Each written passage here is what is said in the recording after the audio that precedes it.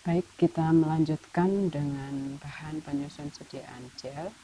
Di bahan penyusun sediaan gel itu otomatis yang pertama ada bahan aktif ya, selanjutnya ada bahan tambahan. Bahan tambahan ini ada humectant, kemudian thickening agent, antioksidan, pengawet, buffer, enhancer, dan air ya. Jadi mungkin nanti bisa juga diberikan bahan-bahan tambahan lainnya ya, tergantung dari tujuan kita membuat sediaan. Nah, ini adalah contoh formula sederhana ya.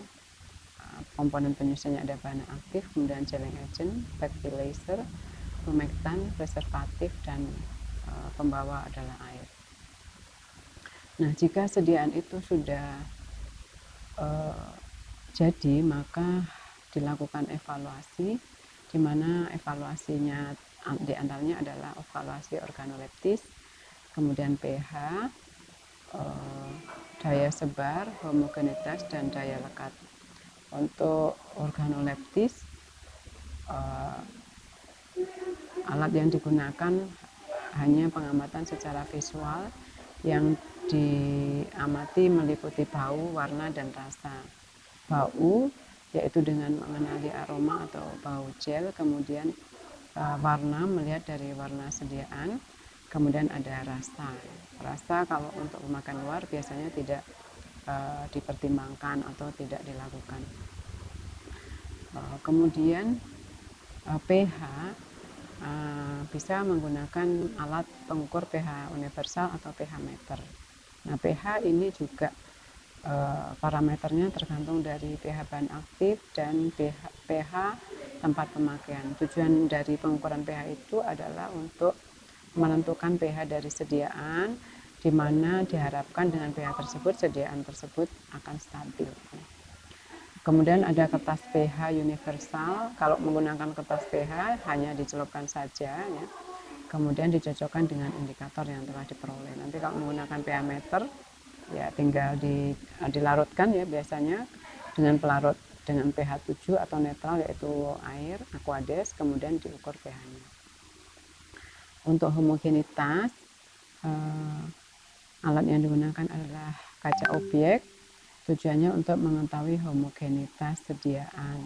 Cara atau metode yang digunakan, sampel diambil pada bagian atas, tengah, atau bawah. Jadi disampling ya, tidak sekali aja, tapi bagian atas, bagian tengah, dan bagian bawah. Setelah itu sampel dioleskan pada kaca objek, kemudian diratakan sehingga terlihat lapisan tipis. Susunan partikel yang terbentuk diamati, dilihat ketidakhomogenannya secara visual ya, biasanya di bawah cahaya atau di bawah sinar. Kemudian ada daya sebar. Alat yang digunakan adalah untuk evaluasi daya sebar adalah lempeng kaca dan anak timbangan gram. Tujuannya untuk mengetahui daya sebar dari gel itu. Metode yang digunakan adalah sebagai berikut. Krim ditimbang kurang lebih 0,5 gram, kemudian diletakkan pada kaca bundar. Di bagian tengah diberi anak timbangan dan dibiarkan selama 1 menit. Anak timbangan ini digunakan sebagai beban, di mana beratnya kita tambah dari 50 menjadi 100, menjadi 200, menjadi 300, 400 gram, dan 500 gram. Nah, kemudian pada saat penambahan beban didiamkan selama 1 menit dan diukur diameter grain yang menyebar. Jadi ini ditambahkan ya. Kemudian untuk daya lekat, alat yang digunakan juga gelas objek.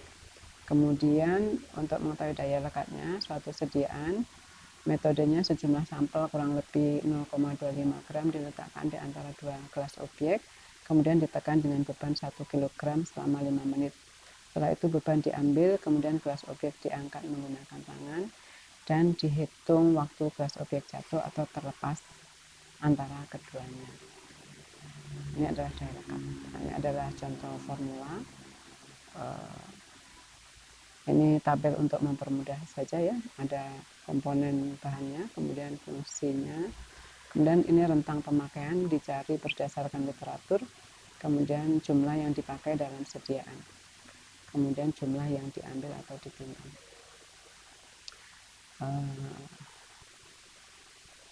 Oke, contohnya sampai di sini. Nanti untuk pembahasan lebih lanjut kita lanjutkan di ruang Zoom.